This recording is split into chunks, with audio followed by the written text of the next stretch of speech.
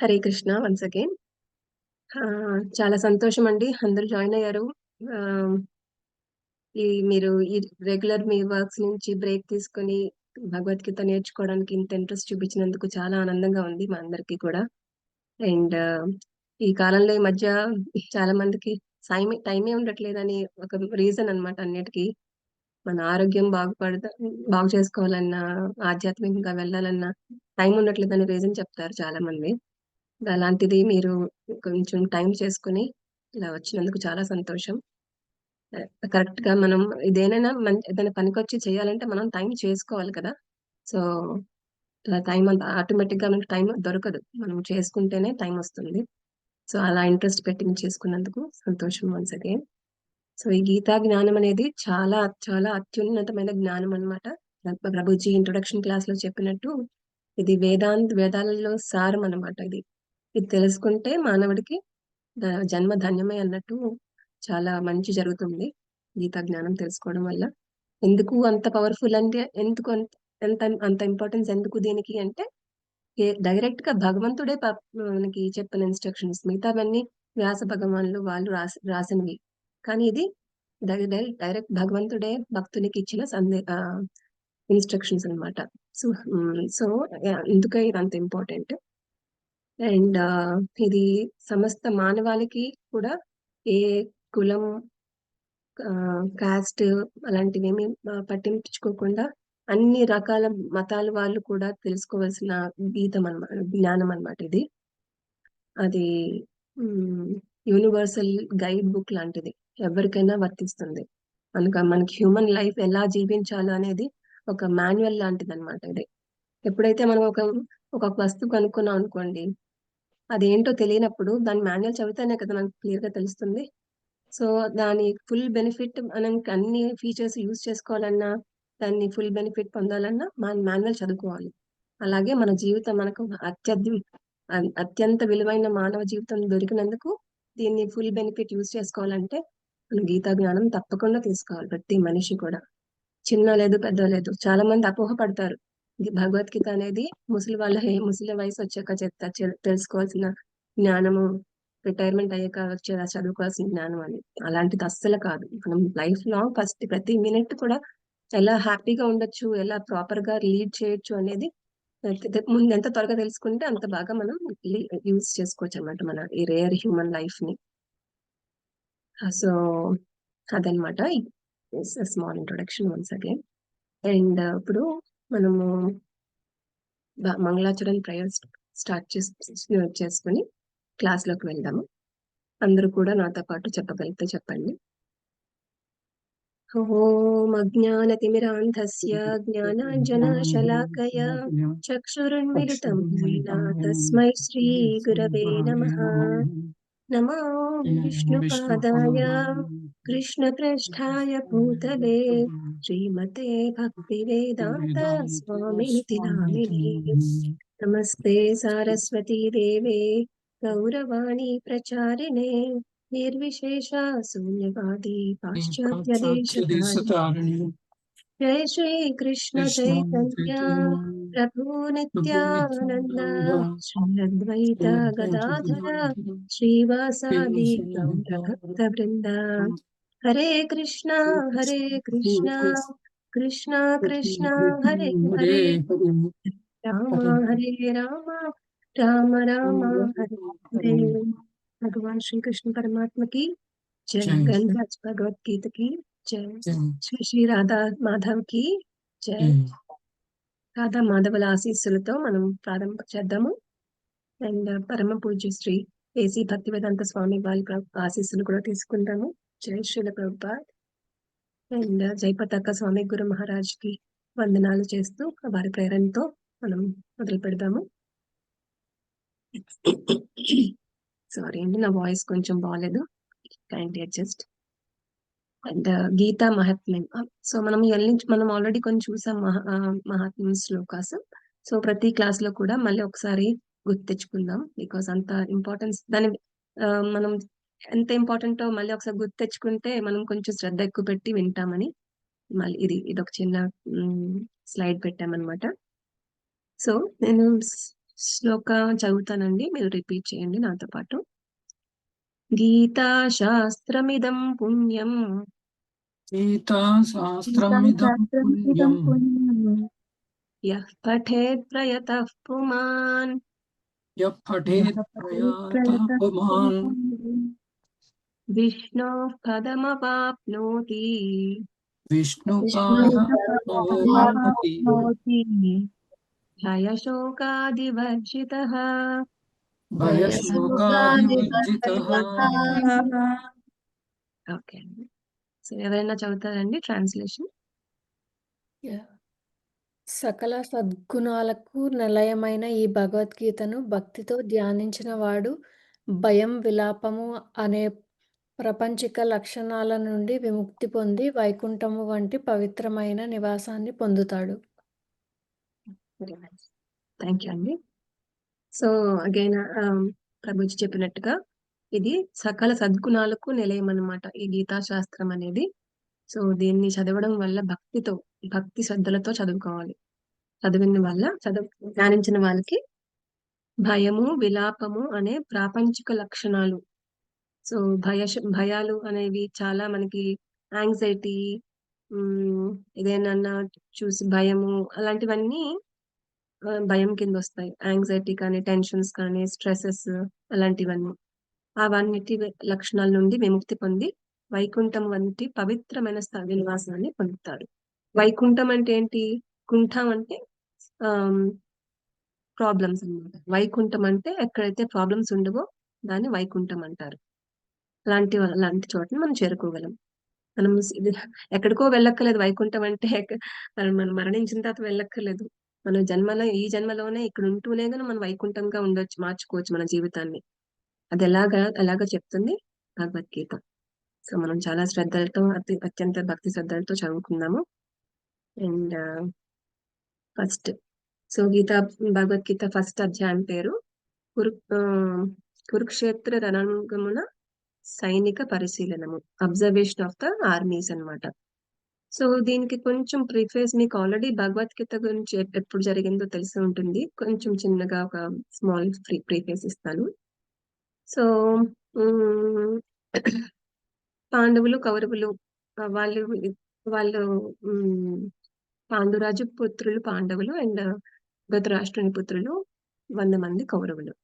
So వీళ్ళు first పాండురాజుకి ఆరోగ్యం బాగోకపోవడం వల్ల, వేరే రీజన్స్ వల్ల అడవులకు వెళ్తే అప్పుడు ధృతరాష్ట్రుడు తాత్కాలికంగా మనం రాజుగా ఉంటారనమాట. కానీ కొన్నాళ్ళ తర్వాత పాండవ రాజు రాకపోయినా పిల్లలు వస్తే మా రాజ్యం మాకు ఇవ్వండి అంటే ఇంకా అప్పటికి వీళ్ళకి వ్యామోహం బాగా పెరిగిపోయింది. నేనే రాజు ఉండాలి, నాదే రాజ్యం అన్నట్టు వాళ్ళు ఇవ్వనని అంటారు. అండ్ ధృతరాష్ట్రుడికి పెద్ద కుమారుడు దుర్యోధనుడు ఏం చెప్తే అది సరే అనడమే ఆయన పని అయిపోయింది. సో ఇవ్వనని అధర్మంగా మాట్లాడినా సరే ఆయన్ని మందలించకుండా సపోర్ట్ చేసేసారు. సో దాని వల్ల కనీసం కొన్ని గ్రామాలన్నా ఇవ్వండి, మేము రాజులు కదా, మేము బతకాలంటే రాజులు రాజ్యం పాలించుకునే వాళ్ళ జీవనం సాగించాలి కదా. సో కొన్ని గ్రామాలన్నా ఇవ్వండి అంటే లేదు, సూదిమొన ప్లేస్ ఉన్నంత ప్లేస్ కూడా మీకు ఇవ్వము అంటే అప్పుడు ఇంకా అలాంటి పరిస్థితుల్లో యుద్ధము అనే మాట వచ్చిందనమాట. సో అంతకు మధ్యలో కొంచెం జరుగుతుంది. కృష్ణుడు వెళ్ళి కన్విన్స్ చేయడానికి ట్రై చేస్తారు, బట్ అవన్నీ కుదరవు. వాళ్ళు ఒప్పుకోరు అనమాట. మ్యూట్ లో పెట్టుకుంటారండి, ఎవరెవరు అన్మ్యూట్ లో ఉన్నారు. సో ఆ రకంగా యుద్ధము అనేది అనివార్యమైంది. చివరికి యుద్ధం స్టార్ట్ అవుతుంది. సో యుద్ధం వెళ్లే ముందు ఇక్కడ ధృతరాష్ట్రుడు చూస్తే ఆయన బ్లైండ్ అంధుడు కాబట్టి తనకి యుద్ధానికి వెళ్ళడానికి అవ్వలేదు. సో సంజయుడు అని తన మంత్రి, తనకి దివ్య దృష్టి ఉందన్నమాట. అక్కడ యుద్ధంలో ఏం జరుగుతుందో అనేది ఆయనకు తెలుస్తుంది ఇక్కడ నుంచి. సో ఆ దివ్య దృష్టి ద్వారా నువ్వు చూసి నాకు చెప్పు ఏం జరుగుతుంది అనేది అని సంజయుడు ఫస్ట్ శ్లోక ధృతరాష్ట్రుడితో స్టార్ట్ అవుతుంది. And this is the first and last Shloka of Dhritarashtra అనమాట. అక్కడి నుంచి సంజయుడు, అర్జునుడు, కృష్ణుడు వాళ్ళందరూ చెప్తా ఉంటారు. అండ్ ధృతరాష్ట్ర ఉవాచ, నేను చదువుతానండి, మీరు రిపీట్ చేయండి. ధృతరాష్ట్ర ఉవాచ ధర్మక్షేత్రే కురుక్షేత్రే ధృతరాష్ట్ర ఉవాచ ధర్మక్షేత్రే ధర్మక్షేత్రే కురుక్షేత్రే కురుక్షేత్రే సమవేతాయుయుత్సవః సమవేతాయుత్సవః మామకాః పాండవాశ్చైవ మామకా పాండవాశ్చైవ పాండవాశ్చైవ కిమకుర్వత సంజయ. కిమకుర్వత సంజయ. ఇక్కడ కిమ్ మిస్ అయిందండి, కిమ్ ఉండాలి. ఓకే, ఏం చేశారు సంజయ అని అడుగుతున్నారు అనమాట. సో ఎవరు చదువుతారండి ట్రాన్స్లేషన్? నేను చదువుతానండి. ఓకే, ధృతరాష్ట్రుడు ఇట్లు పలికెను: ఓ సంజయ, ధర్మక్షేత్రమైన కురుక్షేత్రమునందు నా తనయులు మరియు పాండురాజు తనయులు యుద్ధము చేయగోరు వారై సమకూడిన పిమ్మట ఏమి చేసిరి? థ్యాంక్స్ అండి. శ్రీకృష్ణ. సో ఇలా అడుగుతున్నారు ఏం చేశారు అని. సో యాక్చువల్ గా ఈ ప్రశ్న అనేది వాళ్ళందరూ యుద్ధానికి వెళ్ళారు, బట్ అక్కడ యుద్ధానికి వెళ్ళాక యుద్ధం చేస్తారు కదా, ఎలా చేస్తున్నారు ఏంటి అని అన్నా పర్వాలేదు, బట్ ఏం చేశారు అని అడుగుతున్నారు. అంటే ఆ క్వశ్చన్ కి చూడండి, దీంట్లో మనం గమనించాల్సిన పాయింట్స్ ఉన్నాయి. అది ధర్మక్షేత్రము అంటే అక్కడ కురుక్షేత్రం, అదే కురుక్షేత్రం అనే ప్లేస్ లో చాలా సాక్రిఫైసెస్, కార్యాలన్నీ జరిగినాయి అన్నమాట అంతకు ముందు. సో ఆ ధర్మక్షేత్రం అనే ఆ ప్లేస్ యొక్క శాంక్టిటీ వల్ల, అంటే దాని పవిత్రత వల్ల వీళ్ళు అక్కడికి వెళ్ళాక ఏమన్నా మైండ్ మారిందా, రాజ్యం వద్దులేండి మీరే ఉంచుకో పాండవులేమైనా అన్నారా అని ఈయనకి ఆశ అనమాట. ధృతరాష్ట్రునికి కొడుకుల మీద ఉండే అంత పిచ్చి ప్రేమతోటి తప్పు చేసేది తప్పు, ఇంకా వాళ్ళు కన్విన్స్ అవ్వాలనే చూస్తున్నారు తప్ప, అదే హోప్ తోనే అడిగారు తప్ప వేరే ఉద్దేశం లేదనమాట. మంచి ఉద్దేశం. సో అక్కడికి వెళ్ళి ఏం చేస్తున్నారు అని క్వశ్చన్ అడుగుతున్నారు. ఇక్కడ మనం కొంచెం డీటెయిల్ గా చూస్తే ఇంకొన్ని పాయింట్స్ మనకు తెలుస్తాయి. ఫైవ్ రీజన్స్ ఉన్నాయండి. కొంచెం మీకు పర్పట్ అవన్నీ చదివితే మీకు క్లియర్ గా చెప్తారు ఆ ప్రభుపాదుల వారు. మనకి ఏమేమి తెలుసుకోవచ్చు ధృతరాష్ట్రుని గురించి ఈ శ్లోకం నుంచి, ఈ క్వశ్చన్ ద్వారా అంటే ధృతరాష్ట్రుని ఎంత గ్రీడీగా ఉన్నారు రాజ్యం గురించి, వాళ్ళ పిల్లలే కింగ్ అవ్వాలని ఎంత గ్రీడీ అంటే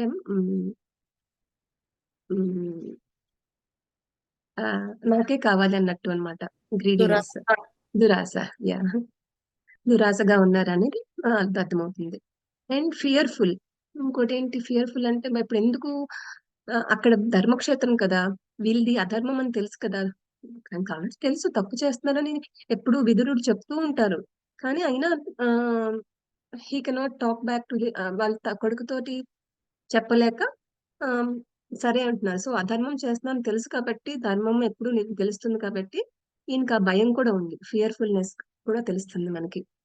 అండ్ డౌట్ఫుల్, వాళ్ళ నిజంగా నెగ్గుతారా నెగ్గరా మా పిల్లలు అన్నట్టుగా డౌట్, వాళ్ళ ధర్మక్షేత్రం అది, అందుకు ఆ డౌట్ కూడా ఉంది, అధర్మం నెగ్గదు అని డౌట్.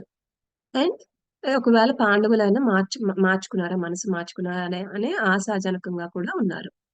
సో ఇవన్నీ ఫీలింగ్స్ మనకి తెలుస్తాయి అన్నమాట ఈ శ్లోకం ద్వారా. సో ఇవన్నీ ఉండకూడదు అని మనం అర్థం చేసుకోవాలి. Yeah, next Panchajanyam. సో మనం అన్ని శ్లోకాలు చదవట్లేదండి, ఎక్కడెక్కడ మనకి కాన్సెప్ట్ అర్థమయ్యేటట్టుగా ఫ్లో నుంచి కొన్ని ఇంపార్టెంట్ పాయింట్స్ శ్లోకాస్ తీసుకుని అవి డిస్కస్ చేస్తాం, మిగతావన్నీ సమ్మరీలా చెప్తాము.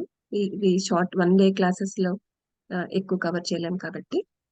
సో ఇది 15th verse అన్నమాట, ఫస్ట్ చాప్టర్ 15th శ్లోక. పాంచజన్యం ఋషికేశః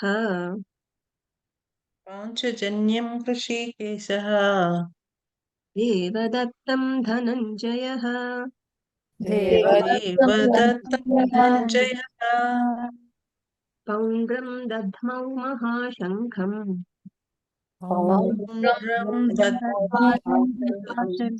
శంఖం భీమకర్మావృకోదరః భీమకర్మావృకోదరః ఓకే. సో ఈ శ్లోకంలో మనకి శంఖాలు, ఇవన్నీ శంఖాలు నేమ్స్ అన్నమాట. దీనికన్నా ముందు ఏమవుతుంది అంటే అర్జునుడు సంజయుడు కొన్ని చెప్తారు శ్లోకాస్. ఆ శ్లోకాస్ లో ఎవరెవరు వచ్చారు, ఎంతమంది, అక్కడ అందరూ ఎలా అరేంజ్ అయ్యారు అక్కడ ఆర్మీలో, లైక్ బ్యాటిల్ ఫీల్డ్ లో అని వాళ్ళ పేర్లన్నీ వస్తాయి అన్నమాట. ఓకే, చాలా ఒక 7 to 8 శ్లోకాస్ అన్ని వస్తాయి. అక్కడి నుంచి వాళ్ళు శంఖం పూరిస్తారు. ద్రుపదుడు సారీ సౌభద్రుడు, ద్రుపదుడు, దృష్టద్యుమ్నుడు, విరాటుడు, వీళ్ళందరి పేర్లు చెప్తారనమాట. తర్వాత వాళ్ళు ఏం చేశారు, వాళ్ళు శంఖాలు పూరిస్తారు కదా, దానికి అండ్ దుర్యోధనుడు కూడా ఏ రకంగా వాళ్ళ ఆ వాళ్ళ సైన్యాన్ని లైక్ ఎంకరేజ్ చేస్తారు, భయపడకండి మీరు, ఆ మన దగ్గర ఇంతమంది యోధులు ఉన్నారు, భీష్ముడు లాంటి మహావీరుడు ఉన్నారు అని అన్ని చెప్తారనమాట. అవన్నీ చెప్పాక ఇది ఈ శంఖాల పేర్లు కూడా ఇక్కడ వర్ణిస్తారు. So Panchajanyam Hrishikesha. Okay, first చదవండి ట్రాన్స్లేషన్ ఎవరైనా. శ్రీకృష్ణ భగవానుడు పాంచజన్యం అనబడే తన శంఖమును పూరించెను. అర్జునుడు దేవదత్తమును తన శంఖమును పూరించెను. భోజనప్రియుడును ఘనకార్యములను చేయువాడును భీముడు పౌండ్రమును తన మహాశంఖమును పూరించెను. సో ఇవన్నీ శంఖం పేర్లు, ఇవన్నీ పూరించారు అని చెప్తారు. వీళ్ళు పూరించక ముందు కౌరవుల సైడ్ కూడా పూరిస్తారు శంఖాలు. సో ఎనీ యాక్టివిటీ, శుభకార్యం చేయాలంటే ముందు, లైక్ ఇప్పుడు గుళ్ళో కూడా మనం చూస్తాం ఆరతి చేసే ముందు అలాంటప్పుడు శంఖం పూరిస్తారు. అది మనం ఆస్పిషియస్నెస్ క్రియేట్ చేయడానికి అనమాట. భగవంతుడి సేవ చేయడానికి ముందు ఇది శంఖం పూరిస్తారు. సో ఇక్కడ కూడా వీళ్ళు యుద్ధం అనేది ఒక పుణ్యకార్యమే కాబట్టి వీళ్ళు కూడా శంఖం పూరిస్తారు. దీనికి కౌరవులను పూరించినప్పుడు అయితే అంతమంది పూరించినా సరే అంతేం ఎఫెక్ట్ లేదు, బికాజ్ అది వాళ్ళు ధర్మం సైడ్ ఉన్నారని అందరికీ తెలుసు. సో అంత ఎఫెక్ట్ ఏం లేదు. వీళ్ళు ఇంత పాండవులు ఈ కొంచెం మంది పూరించినప్పుడు మాత్రం మొత్తం దద్దరిల్లిపోయిందని అంటారు కదా, అంత సౌండ్ వచ్చింది అనమాట. ట్యూమల్టస్ సౌండ్ అంతా వచ్చింది, మొత్తం అందరి హృదయాల్లోని భయభ్రాంతులతో గురి అయిపోయారు అనమాట. అంత ధర్మానికి ఉన్న విలువ అలాంటిది. అందులోనూ శ్రీకృష్ణ పరమాత్ముడే డైరెక్ట్ గా ఉన్నప్పుడు ఆయనకు ఉండే శక్తి, ఆయన ధర్మాన్ని ఉన్న పవర్ అలాంటిది అనమాట. సో అలా చేంజ్ చేసినప్పుడు దుర్యోధన అందరికి, వాళ్ళ సైన్యం అందరికి ధైర్యం చెప్పి మనం చేయగలము అని కూడా చెప్తారు. అండ్ చిన్న స్టోరీ కూడా ఉందండి, ఎందుకు కృష్ణుడు పాండవుల సైడ్ వచ్చారు అనేది. మనకి టైం క్విక్ గా చెప్తాను. సో అర్జునుడు యుద్ధం అనే ఐడియా వచ్చినప్పుడు వెంచిన వెంటనే ఇద్దరు, దుర్యోధనుడు అర్జునుడు కూడా ఇద్దరు వెళ్ళి కృష్ణుడిని అడుగుతారు, మాకు హెల్ప్ చేయండి, మాకు మద్దతు ఇవ్వండి అని. సో ఆ టైం అడుగుదామని వెళ్తారు. బట్ ఆ టైంకి కృష్ణుడు పడుకుని ఉంటారనమాట. సో అక్కడ 2 సీట్స్ ఉన్నాయి, ఒకటి ఆయన హెడ్ దగ్గర, ఒకటి ఫీట్ దగ్గర, కాళ్ళ దగ్గర. సో నేనెందుకు కాళ్ళ దగ్గర కూర్చోవాలి అని హెడ్ దగ్గర కూర్చుంటాడు దుర్యోధనుడు. అండ్ అర్జునుడేమో నెక్స్ట్ తర్వాత వస్తారు, అక్కడ ఆ కాళ్ళ దగ్గర కూర్చుంటారు. కృష్ణుడు లేచిన వెంటనే చూసి ఎవరిని ఎదురున్న పడుకొని లేచిన వెంటనే కాళ్ళ దగ్గర ఉన్న వాళ్ళు కనిపిస్తారు కదా. సో అలా అర్జున వచ్చావా, ఏం కావాలి, ఏమైంది, ఇలా వచ్చావు అని అడుగుతారు అనమాట. అప్పుడు ఇలాగ యుద్ధం కదా, సో మీ మద్దతు కావాలి కృష్ణ అని అడగడానికి వచ్చాను అంటే, బట్ నేను వచ్చాను ఫస్ట్ అని గొడవ పడతాడు ఆ దుర్యోధనుడు. లేదు, నేను చూసింది అర్జునుడే కాబట్టి నేను ఉమ్, అర్జునుడికే ఫస్ట్ ఛాన్స్ ఇవ్వాలి. మరి తమ్ముడు కదా, నీకన్నా చిన్నవాడు కదా, ఫస్ట్ తనకి ఛాన్స్ ఇద్దాము. ఏం కావాలో కోరుకోమని అడుగుతారనమాట. నేను కావాలా, నా సైన్యం కావాలా, 2 ఆప్షన్స్ అని అడుగుతారు. అప్పుడు అర్జునుడు వెంటనే ఇంకా ఎక్కువ ఆలోచించకుండా, నాకు నువ్వే కావాలి కృష్ణ, నాకు సైన్యం ఏమొద్దు, నువ్వుంటే నాకు అదే చాలు అంటారు. దుర్యోధనుడు అమ్మయ్య, అదే ఒక్క కృష్ణుడు ఉంటే ఏం చేస్తారు, సైన్యం కృష్ణుడికి ఉన్న సైన్యం చాలా ఉంది, ఆ సైన్యం అంతా నాకు వస్తే నాకు బోల్డ్ అంత బలం ఉంటుంది అని, పోనీలే అర్జునుడు ఎలాగో తీసేసుకున్నారు కదా మిమ్మల్ని, సో నాకు మీ సైన్యం ఇవ్వండి అని కాంప్రమైజ్ అయినట్టు లోపల ఆనందపడుతూ పైకి అలా మాట్లాడుతారు అనమాట. సో ఆ రకంగా కృష్ణుడి ఆ సైన్యం అంతా దుర్యోధనుడికి వచ్చింది, కృష్ణుడు మాత్రం పాండవుల సైడ్ వచ్చి ఆ వచ్చారు. నేను ఏమి వెపన్ యూజ్ చేయను, జస్ట్ నేను చారియట్ డ్రైవర్ లాగా నేను వస్తాను అని చెప్తారు అనమాట.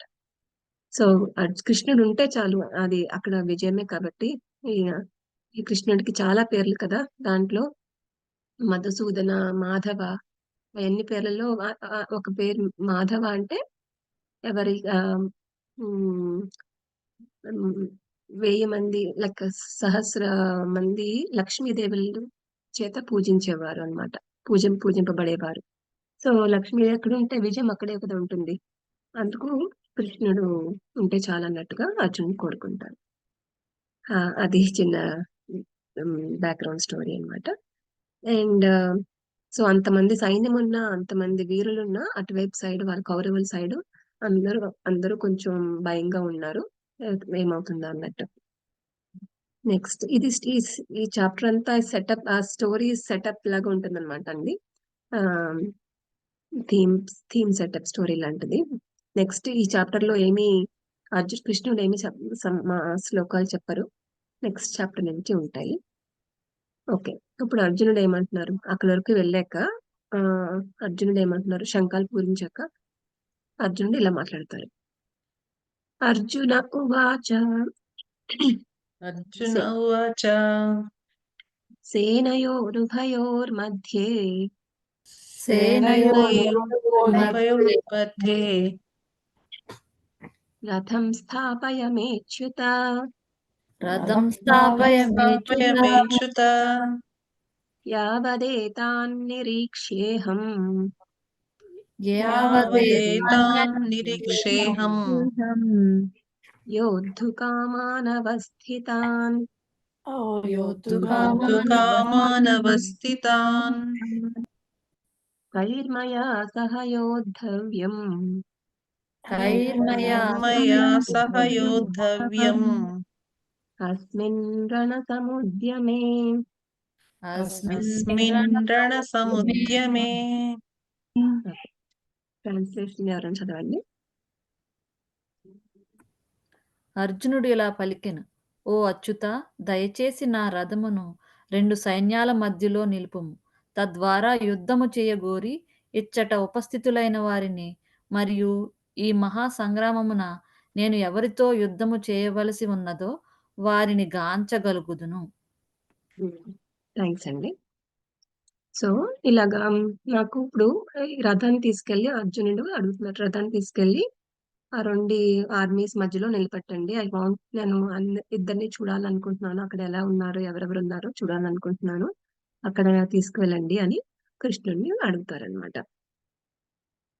ఓకే, సో అలా చూసినప్పుడు అక్కడికి వెళ్ళిన వెంటనే అక్కడ ఎవరెవరు ఉన్నారు, వాళ్ళ భీష్మ పితామహులు, ఆచార్యులు లైక్ కృపాచార్య, ద్రోణాచార్యులు, వాళ్ళు చిన్నప్పటి నుంచి పెంచి అత్యంత ప్రేమతో వాళ్ళకి విద్యాబోధనలు చేసిన గురువులు.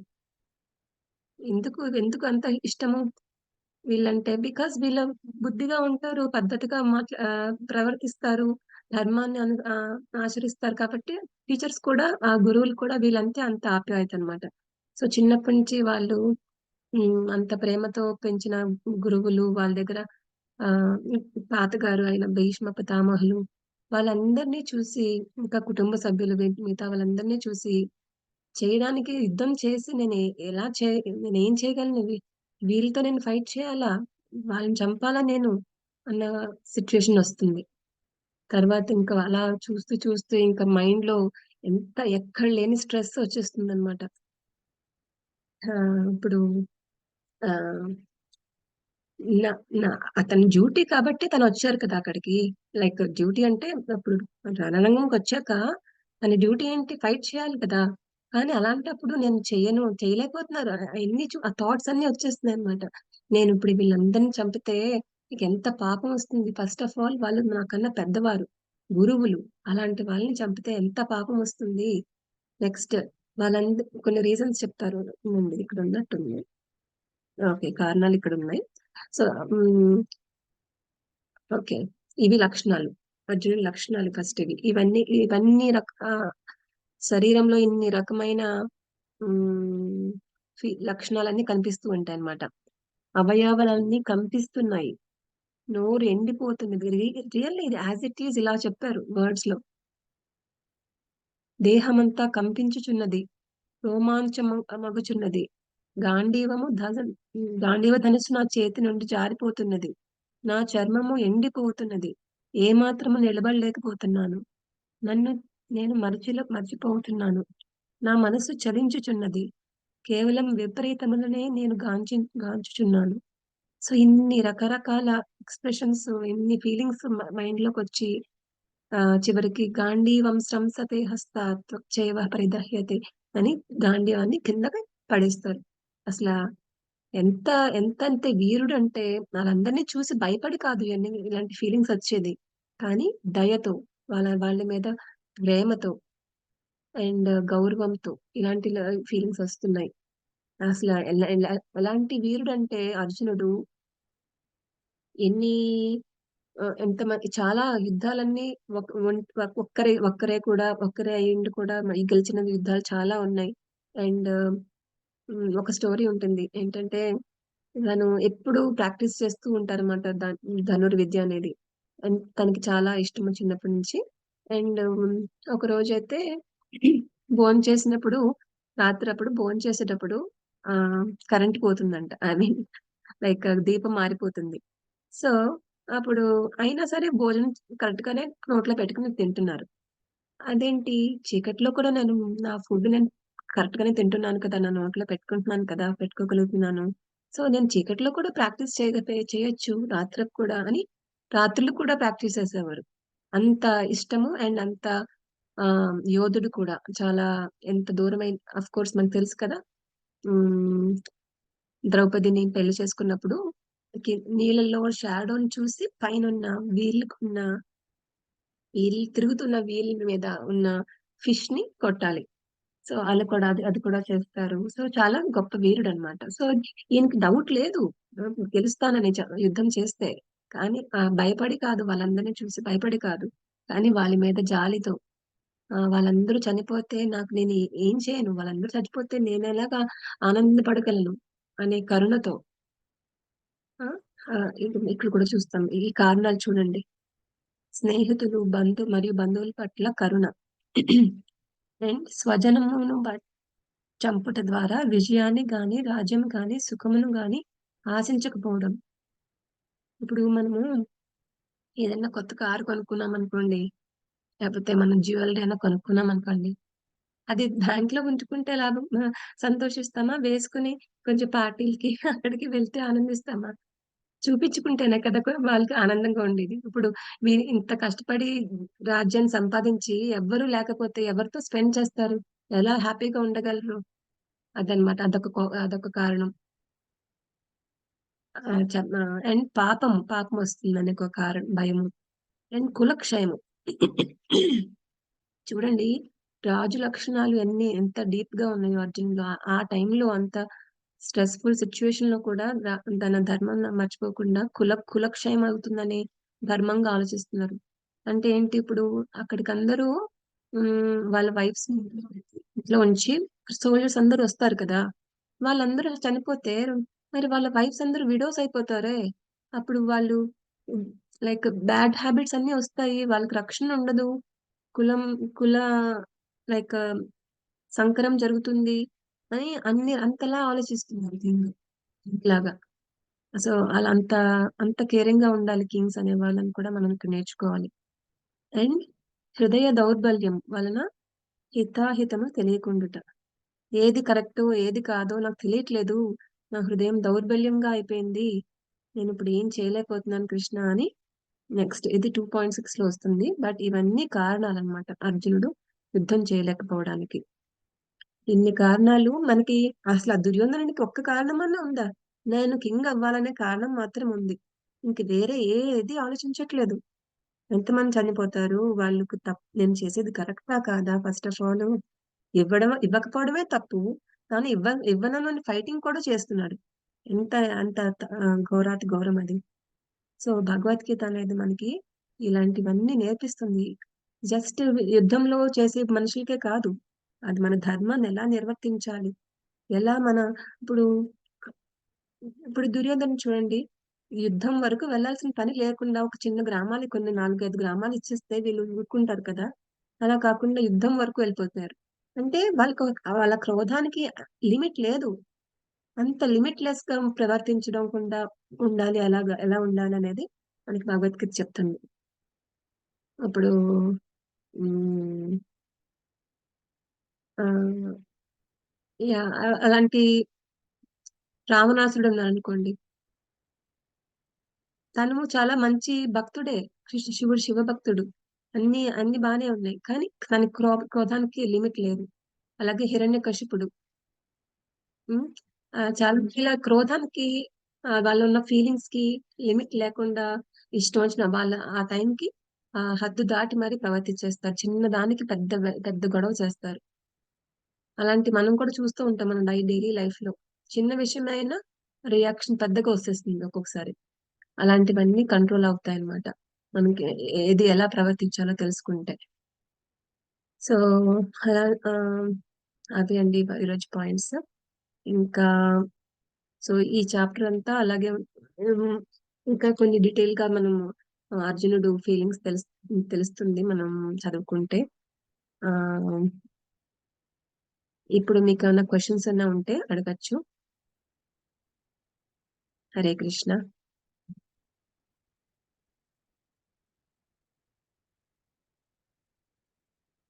హరే కృష్ణ అండి. ఎవరికైనా ఏమైనా క్వశ్చన్స్ ఉన్నాయా?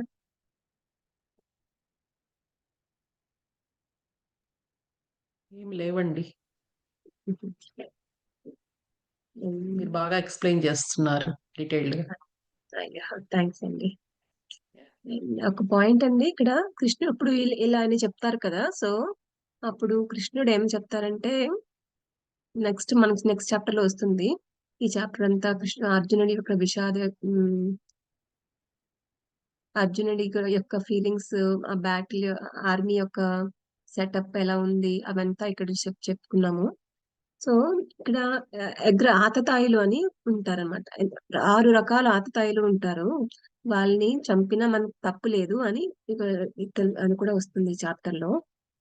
6 రకాల ఆతతాయిలు ఎలాంటి వారంటే, ఎవరైతే మన భూమిని ఆక్రమిస్తారో, ఎవరైతే మన ఇంటికి నిప్పు పెడతారో, ఎవరైతే మన పరస్త్రీని తప్పుగా చూస్తారో, అండ్ ఎవరైతే హత్యా ప్రయత్నం చేస్తారో, అలా 6 రకాలు ఉంటారు.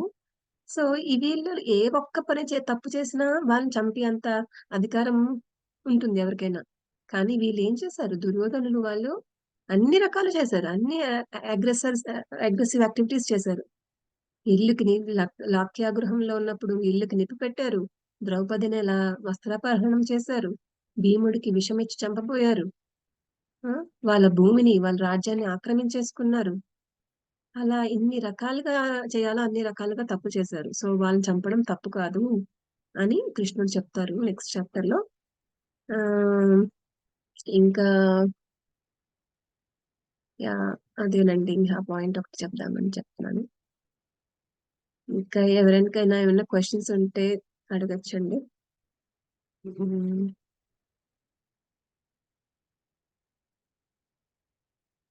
మనకి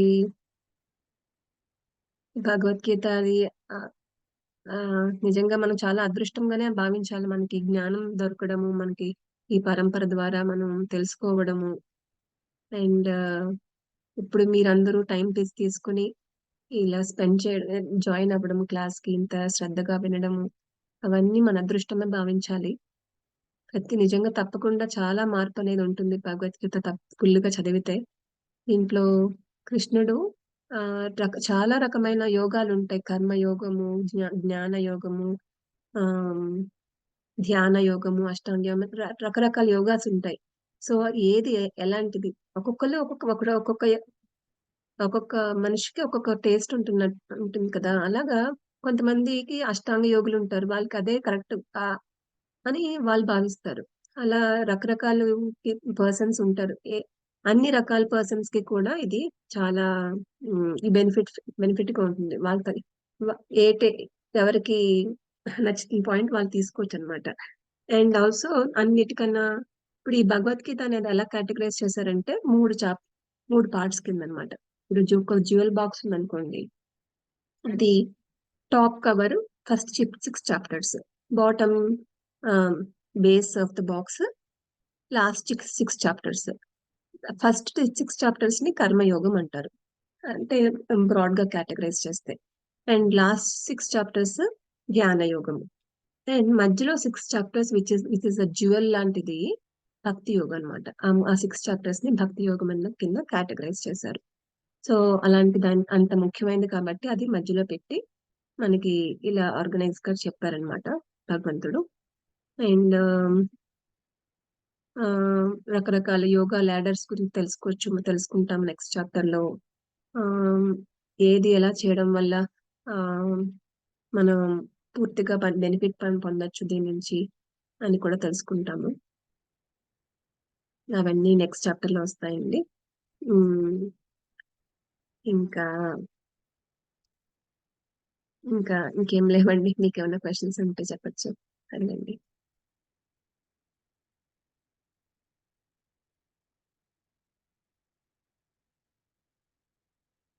హరే కృష్ణ. హరే కృష్ణ మాతాజీ. ఎవరికి క్వశ్చన్స్ లేకుంటే జపం చేపించండి మాతాజీ. జపం చేద్దాం మాతాజీ. ఓకే మాతాజీ. టైం ఉంది. యా సరే అండి. Thank you Mataji. So Hare Krishna అండి. మనం ఒక మాల జపం చేద్దామండి. ఈ రోజు చాప్టర్ త్వరగా అయిపోయింది.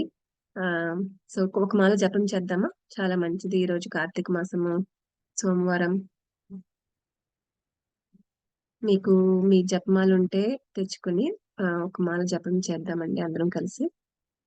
నేను స్క్రీన్ షేర్ స్టాప్ చేస్తున్నాను.